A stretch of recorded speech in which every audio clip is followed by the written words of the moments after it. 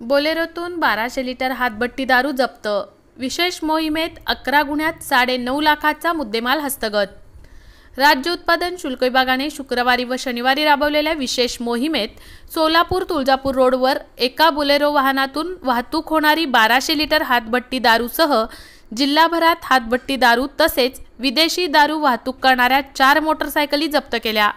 ही कारवाई राज्य उत्पादन शुल्क विभागाचे अधीक्षक नितीन धार्मिक यांच्या मार्गदर्शनाखाली उपअधीक्षक संजय पाटील, निरीक्षक सुनील कदम, जगन्नाथ पाटील, नंदकुमार जाधव, पंकज कुंभार, सचिन भवड, दुय्यम निरीक्षक अंजली सर्वदे, धनाजी पोवार, बाळू नेवासे, सौरभ भोसले, दत्तात्रय पाटील, सुरेश झगडे, शिवकुमार कांबळे, मानसी वाघ, सहाय्यक दुय्यम निरीक्षक अलीम शेख, गजानन होळकर, आवेश शेख, जीवन मुंडे, मुकेश चव्हाण, जवान चेतन वनगुंटी, शोएब बेगमपुरे, इस्माईल गोडीकट, अशोक माळी, अण्णा करचे, नंदकुमार वेळापुरे, विकास वडमिले, तानाजी जाधव, गजानन जाधव, तानाजी काळे, योगीराज तोग्गी, वाहन चालक रशीद शेख, दीपक वाघमारे, रामचंद्र मदने व मारुती जडगे यांच्या पथकाने पार पडली।